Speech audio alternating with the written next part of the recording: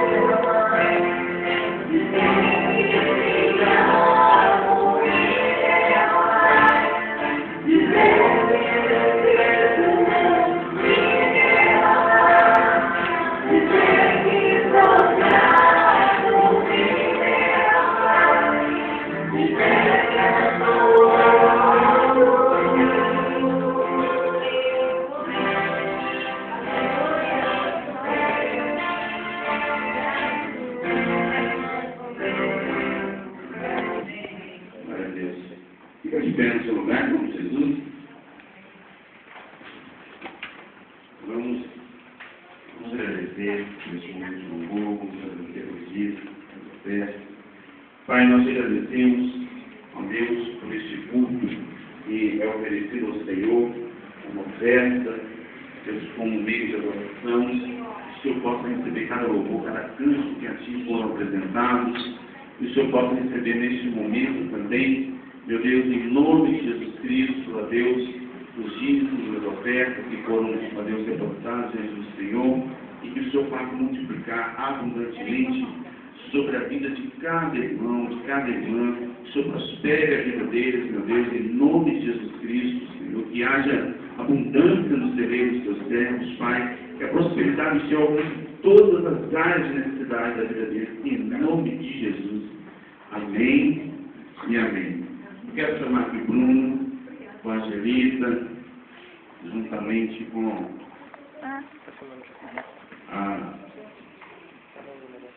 a promessa do Senhor, a Esther Bruna.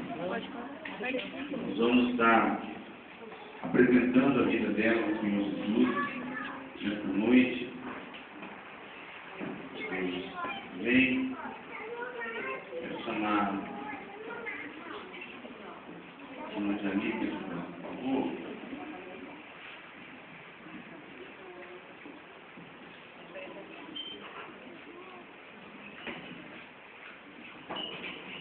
Nós sabemos que a Bíblia ela não nos orienta a batizarmos crianças. A Bíblia ela nos orienta a apresentarmos as crianças. Por quê? Porque a criança ela não tem consciência dos seus atos, né? Ela não tem consciência do pecado.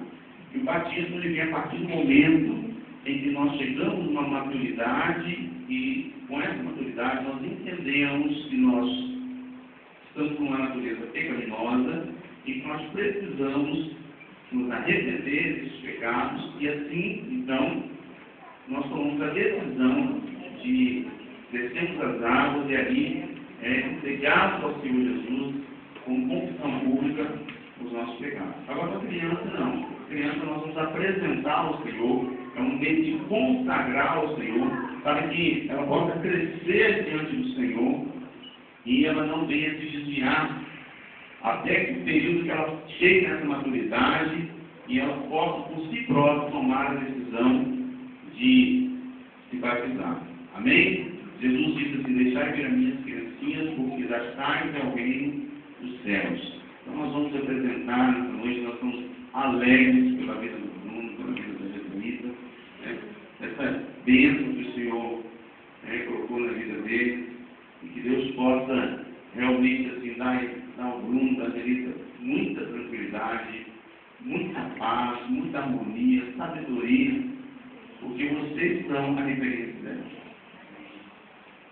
Essa criança vai crescer observando os passos de vocês. Então vocês têm uma responsabilidade muito grande diante do Senhor na educação dela. Então que vocês sejam espelho para ela, em nome de Jesus. Amém?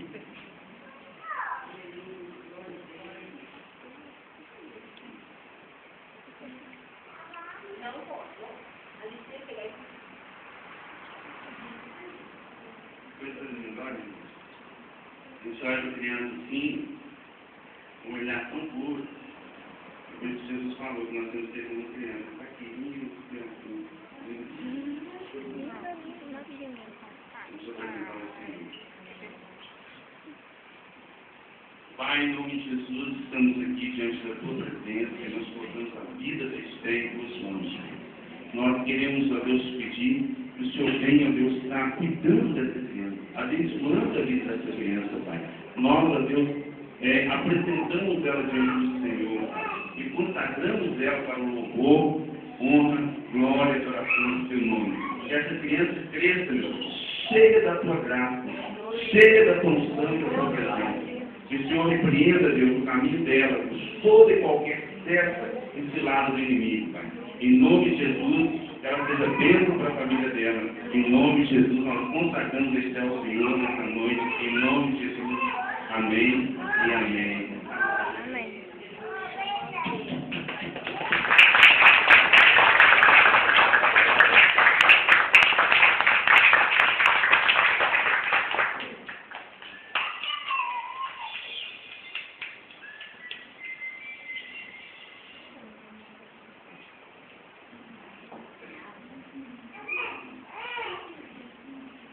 Vamos deixar vocês certificados para lembrar o momento, a data que ela foi apresentada. Amém? Em nome de Jesus. Deus abençoe, viu? Glória a Deus. Amém, queridos? Amém. Abra a Bíblia de vocês ali em Josué, capítulo 1, verso 1 e verso 2.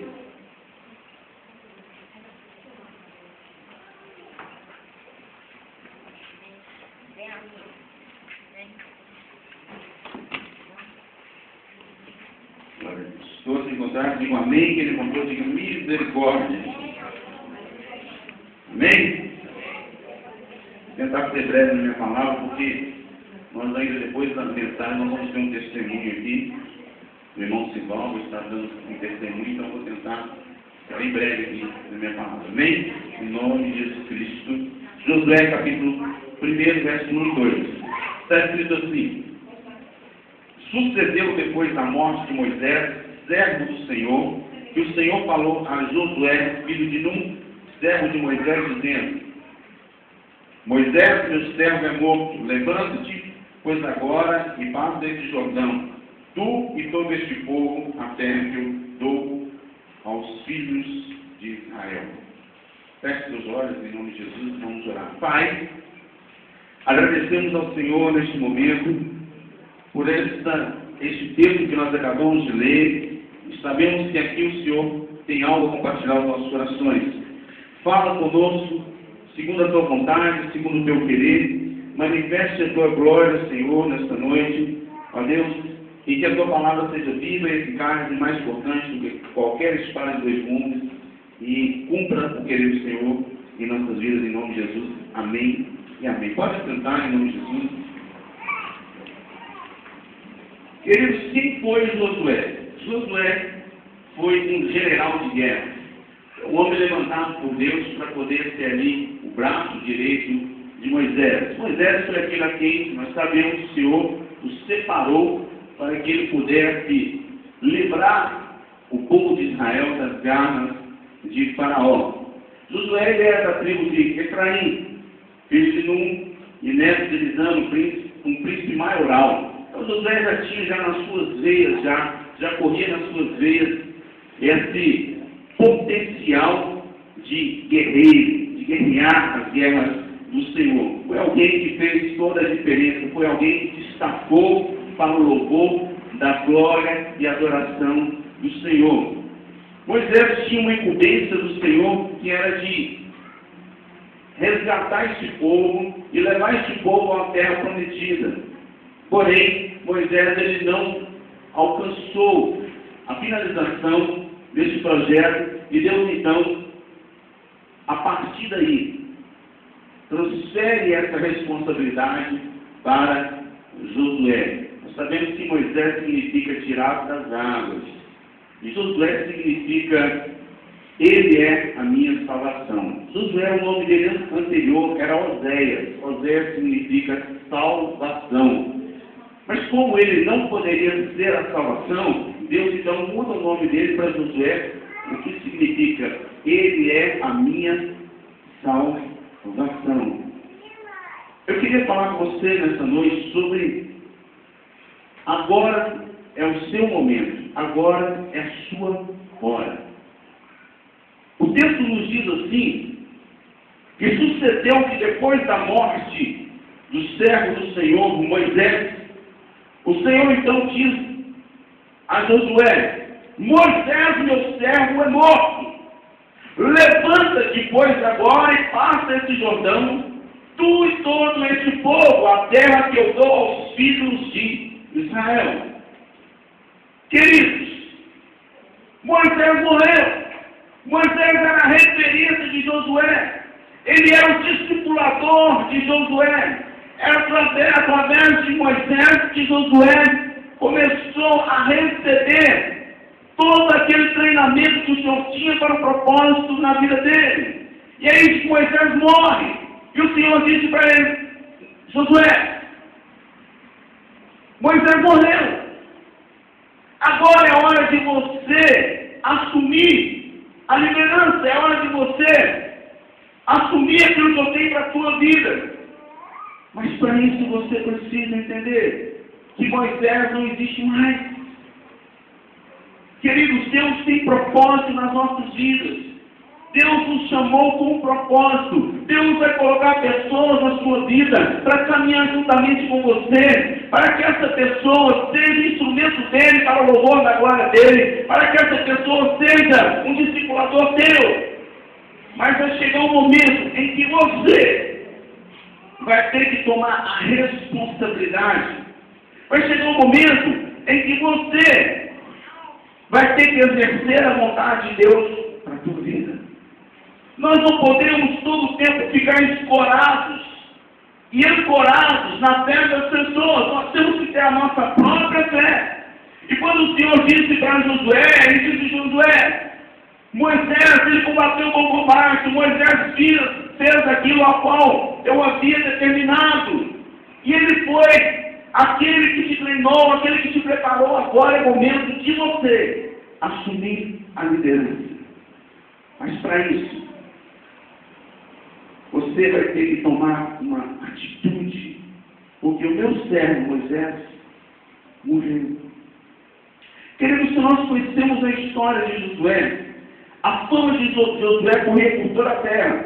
Ele era o general dos exércitos, e foi ele que orientou e levou o exército na guerra contra os amalequitas, conquistou 6 nações, aprisionou 31 reis, fez a divisão das terras, destinou 48 terras para os levitas, estabeleceu 6 cidades, refúgios, e construiu o templo de Siló. Josué é alguém que estava andando lado a lado com seu líder e estava sendo preparado para um propósito maior. Muitas das vezes nós não entendemos a nossa caminhada no reino de Deus, mas Deus muitas das vezes nos coloca do lado de gigantes para que nós possamos aprender com eles, para que nós possamos crescer com eles. Não é em vão as pessoas que Deus coloca ao nosso lado na nossa vida. Deus tem propósito. E nós estamos sendo preparados, estamos sendo habilitados, treinados para exercer a vontade do Senhor. 2 Timóteo, capítulo 2, verso 15, diz: procura te apresentar como ovelha aprovada, que não tem o que se envergonhar, que manuseia bem a palavra da verdade. Deus está preparando guerreiros, Deus está preparando pessoas que queiram dar continuidade na vontade dele aqui nessa terra. Nós estamos como que numa corrida, sabe aquela corrida de bastão, onde são vários corredores, um inicia a corrida e ele vai repassando aquele bastão ao outro corredor, até que chegue no último corredor, e esse último corredor sim vai chegar na linha de chegada e trazer a vitória para a equipe. Nós estamos como que numa equipe. A Bíblia diz que nós estamos sobre nuvens de testemunhas. Quem são essas nuvens de testemunhas? Foram aqueles que foram martirizados, foram os patriarcas, Abraão, Isaac, Jacó, foram os apóstolos, os discípulos do Senhor, e eles começaram uma corrida em prol de levar, de anunciar o Evangelho, e nós estamos dando continuidade, nós somos os sucessores deles, nós estamos continuando a história de Atos dos Apóstolos. Atos dos Apóstolos não fechou, é o único livro que não se fechou. E ali em cima nós temos uma torcida, nós temos ali as inúmeras testemunhas, estão ali Paulo, Pedro, Moisés, Abraão, Isaac e Jacó, torcendo, aplaudindo para que nós continuemos a combater o bom combate e para que nós possamos também encerrar a carreira assim como eles fizeram. Assim aconteceu com Moisés. E Deus disse para Josué, eu usei Moisés, mas agora Moisés se foi, e eu preciso agora usar você. Eu quero falar de alguns passos que nós precisamos tomar na nossa vida para que o propósito de Deus se cumpra em nossas vidas. O primeiro passo está relacionado a superar perdas. Quando ele disse para Moisés, para Josué, ele diz, o meu servo Moisés morreu. Não era um momento fácil para Josué, querido, porque ele caminhou a vida toda com Moisés. Moisés se tornou para ele um pai espiritual, alguém que ele tinha intimidade. E de repente veio a notícia que Moisés havia morrido. E o Senhor disse para ele, Moisés, Josué, é momento de você superar as perdas. Você não pode ficar lamentando Moisés. Você precisa deixar o seu passado de lado, porque eu tenho coisas novas para realizar na sua vida. Nós precisamos enterrar os nossos Moisés. Se você quer subir um grau a mais na sua vida espiritual, galgar novos passos com o Senhor, você e eu necessitamos enterrar os nossos Moisés. Pastor, o que é o meu Moisés?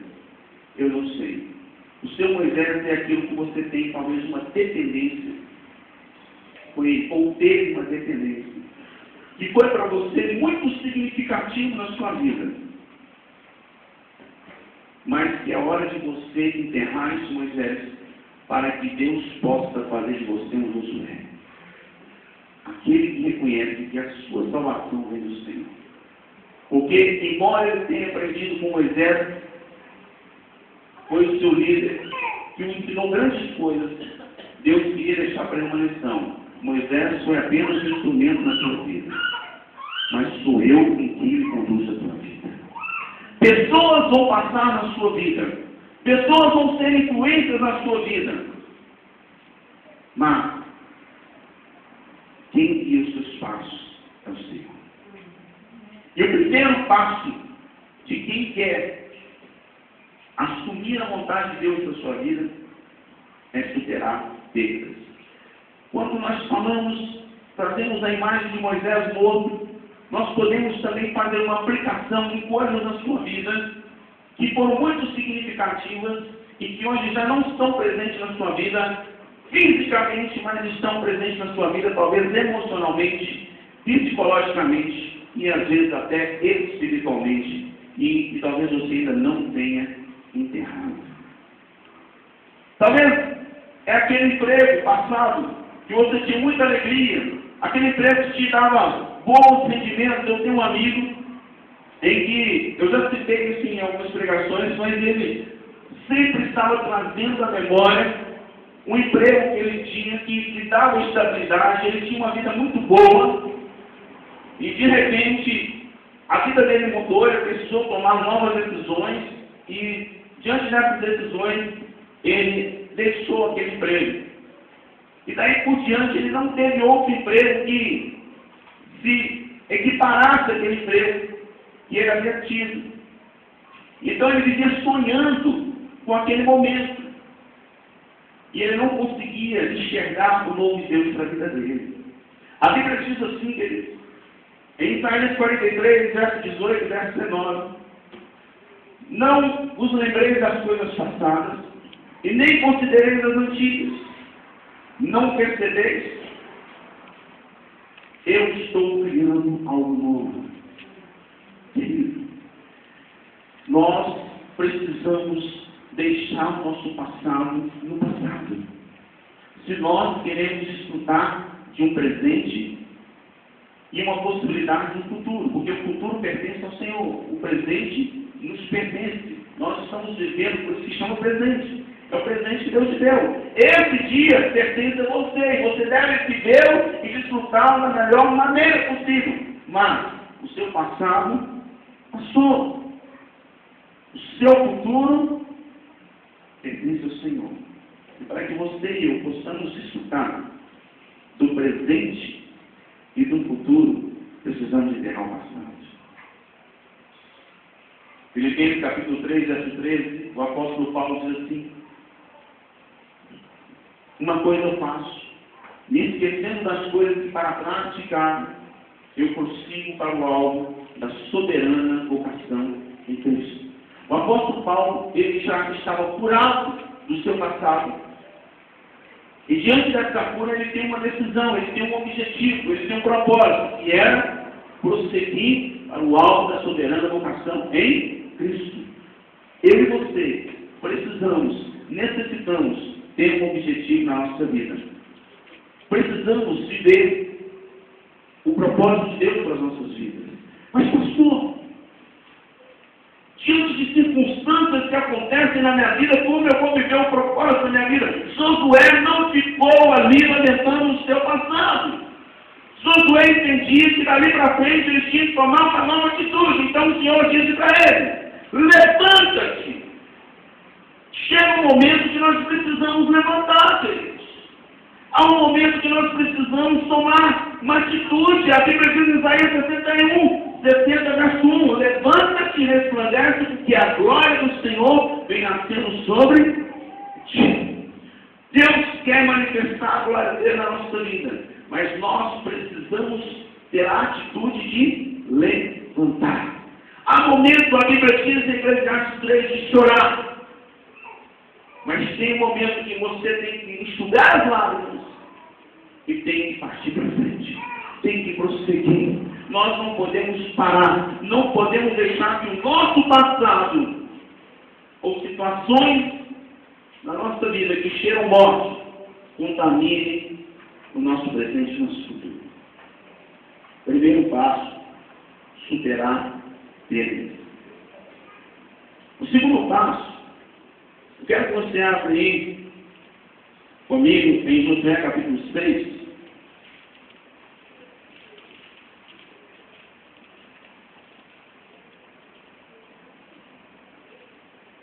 Josué capítulo 6.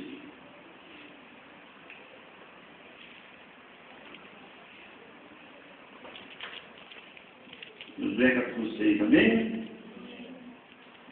No verso 2 diz assim: então disse o Senhor a Josué: olha, entreguei na tua mão a Jericó, ao seu rei e aos seus valentes. O segundo passo que nós temos que tomar é de tomar posse daquilo que Deus nos deu.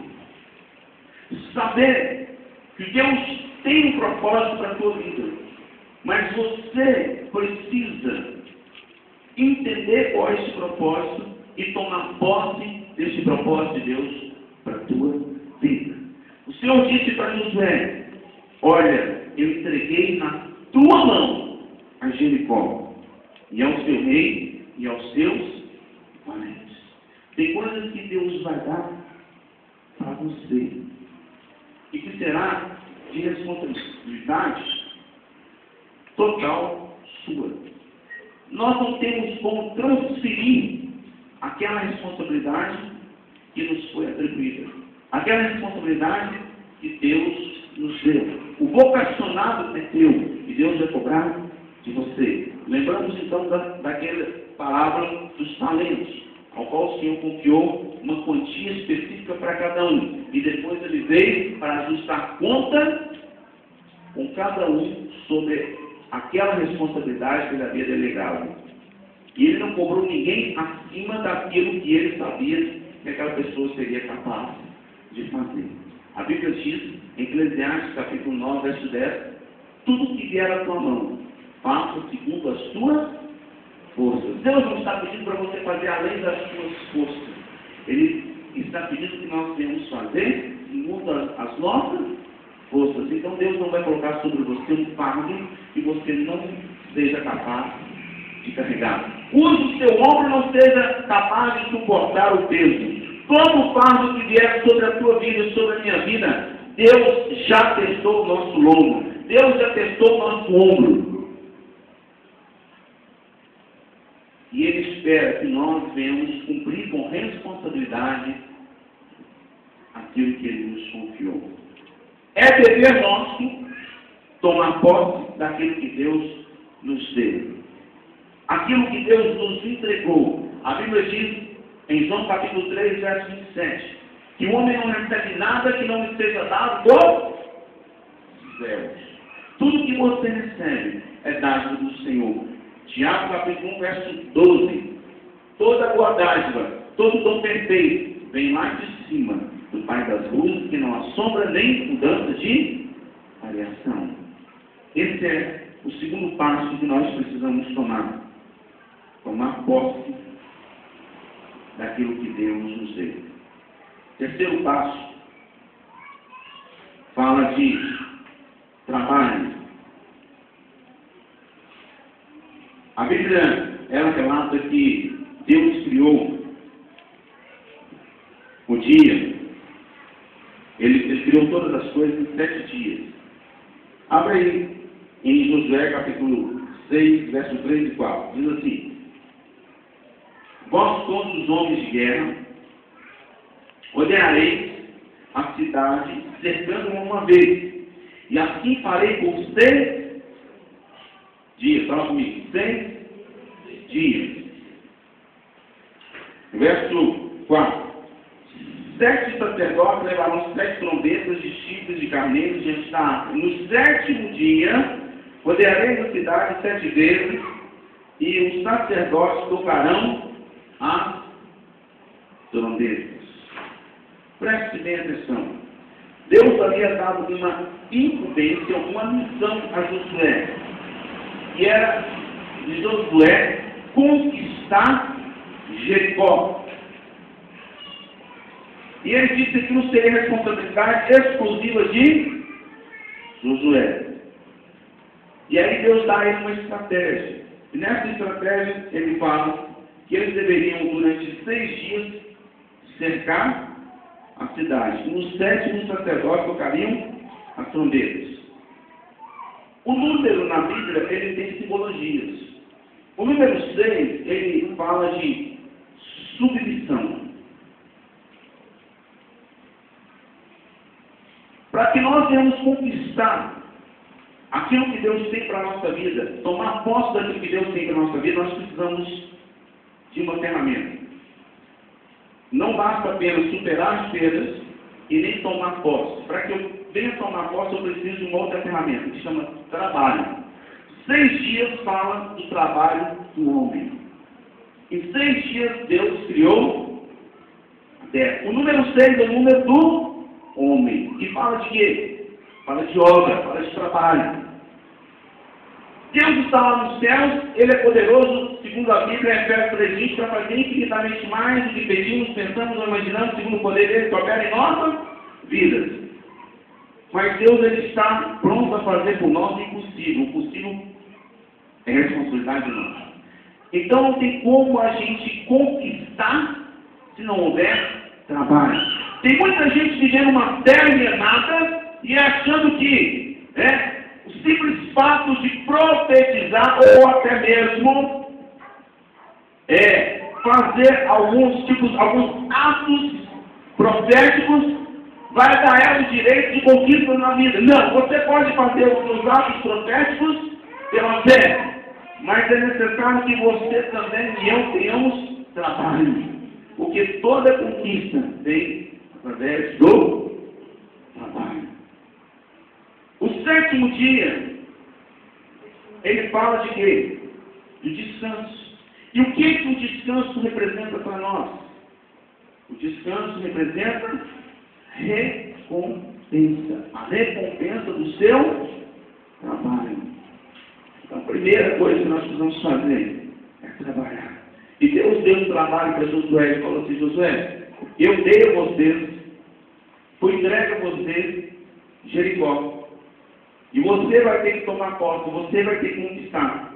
E eu vou te dar estratégia para você conquistar. Você vai rodar 6 vezes em volta. Ou seja,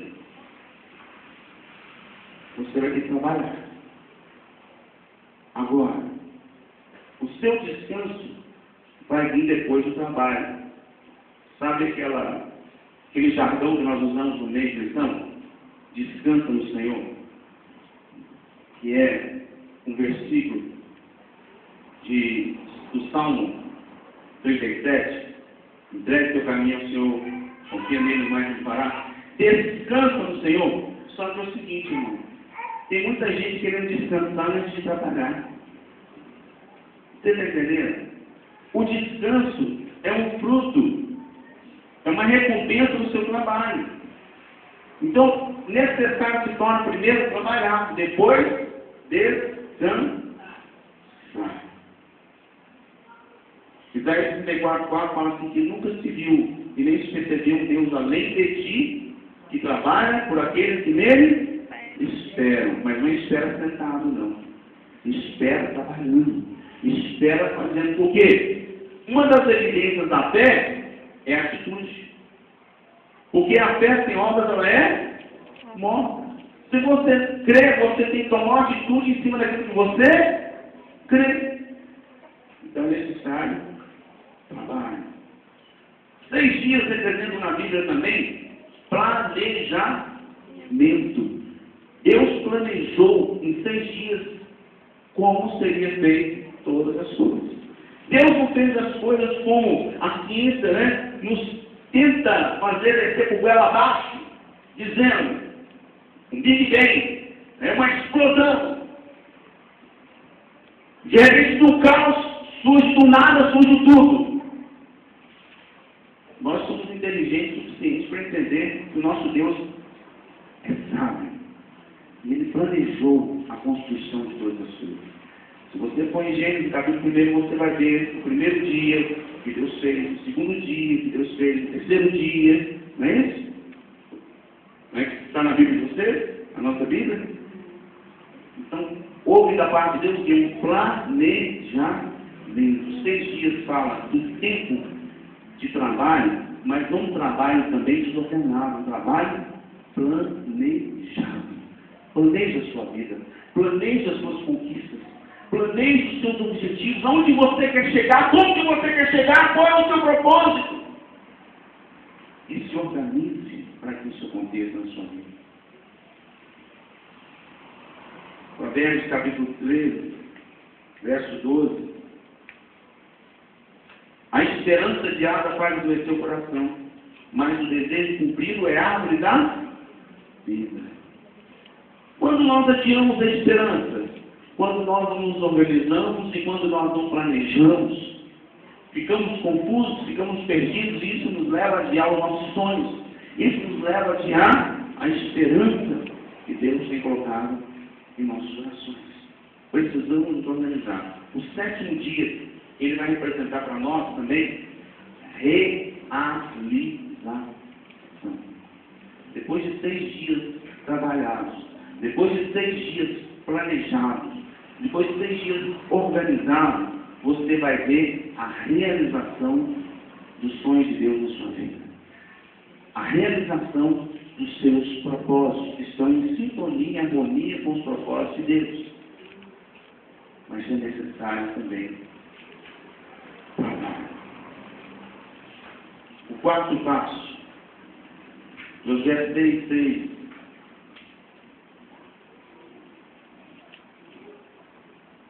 Abre comigo aí. Josué 6:6.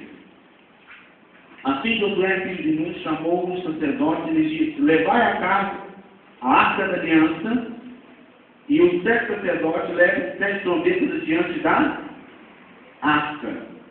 Josué precisou trabalhar, Josué precisou se organizar diante daquilo que Deus havia dado a ele como estratégia, como propósito, mas ele precisou também de colocar o Senhor à frente dos seus projetos. A arca representava, a arca simbolizava quem? A presença do Senhor. Muitas das vezes, querido, nós Entendemos que Deus tem propósito na nossa vida. Entendemos que Deus tem postos a nos dar. Mas nós queremos atropelar o tempo de Deus. Nós queremos passar na frente de Deus. E nós precisamos entender que Deus tem que sair na nossa frente. O Salmo 71, verso 16, o salmista diz assim: sairei na força do Senhor. Nós não podemos sair na nossa força. Nós não podemos passar o carro na frente dos bois. Nós precisamos deixar Deus ir à nossa frente. Porque a arca, ela tinha essa simbologia da presença do Senhor, que representava o próprio Cristo. A arca, ela era confeccionada de madeira por fora, e por dentro ela era revestida de ouro, em alguns vasos. A madeira representa a natureza humana, representa aquilo que é corrupto, que é corruptível, aquilo que acaba. E o ouro representa a natureza divina, a divindade. Então, ou seja, todo trabalho, todo propósito, vai haver a nossa participação humana, mas não pode faltar a participação de Deus, que é perfeita, que é incorruptível. Porque a nossa tem falha, a nossa se corrompe. É por isso que a Bíblia diz em Jeremias, capítulo 17, no verso 5, que maldito é o homem que confia no homem, confia em si mesmo, não é no seu próximo. Vai no teu cara, no teu braço forte, e cujo coração se aparta do Senhor. É a minha força, são as minhas habilidades humanas. Eu posso ir até um determinado ponto, mas eu não consigo chegar à conclusão dele. Sabe por quê? Porque é a parte da madeira, tem que estar unida com o ouro, que representa a divindade. Quando nós unimos esses dois elementos, a natureza humana com a sua fraqueza e com a natureza divina, nós vemos então a presença de Deus se estabelecendo e indo na nossa frente. O quinto passo, Josué 6, verso 20. Gritou o povo, e os sacerdotes tocaram as trombetas. E ouvindo o povo o sonido da trombeta, deu um grande brado. E o muro caiu abaixo, e o povo subiu a cidade, cada qual em frente de si, e a tomaram. O quinto passo fala de superar obstáculos. Vencer resistências. A muralha falava de um grande obstáculo à frente de Josué e do povo de Deus. Aquela muralha, ela media 6 metros de largura e 9 metros de altura. Imagine você o que é, né, a dimensão daquela muralha.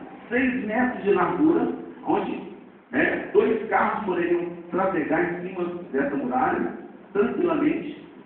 Era a largura dela, e a sua altura, 9 metros. Imagine a barreira que Josué enfrentou diante dos seus olhos com o povo. Quando ele veio de Deus numa direção que ele apenas precisava circular, marchar e volta daquela muralha. Mas Josué, nesse momento, ele precisou superar obstáculos. Precisou vencer toda a oposição, tudo aquilo que se oferecia como resistência para que ele não conquistasse aquilo que Deus tinha através da vida dele. Não significa que Deus tenha algo na sua vida e que você não venha passar por situações na sua vida que vão exigir de você e de mim superação. Hoje essa palavra está em moda, não é verdade? Superação é uma palavra que está em moda. Você liga a televisão, tem uns atletas, né, que são agiram de maneira diferente diante de situações, circunstâncias que eles vivenciaram em suas vidas. Pessoas que ficaram paraplégicas, de repente, deram a volta por cima. E eu estava vendo recentemente na televisão um rapaz que gostava de skate, e ele sofreu um acidente e ele então ficou imobilizado, não podia fazer uso mais das pernas, mas ele não perdeu o seu objetivo e os seus sonhos. E na própria cadeira de roda, ele então desenvolveu uma técnica de fazer manobras com a cadeira de roda como se ele estivesse fazendo no skate. Isso chama superação. Superar obstáculos. A vida, às vezes, vai nos impor situações em que nós vamos ter que superar obstáculos. Vamos ter que agir enfrentando toda a resistência que se levanta contra nós. O sexto passo, Josué 6,19. Porém, toda a prata e ouro e os vasos de bronze e de ferro são consagrados ao Senhor, e irão para o tesouro do Senhor. Precisamos ter um coração liberal e precisamos consagrar ao Senhor toda a nossa vida, todo o nosso propósito, todos os nossos objetivos, porque muitas das vezes nós fazemos as coisas, mas não com a finalidade de honrar a Deus. E a Bíblia diz em Romanos 11:16, porque dele, por ele, para ele são coisas das coisas.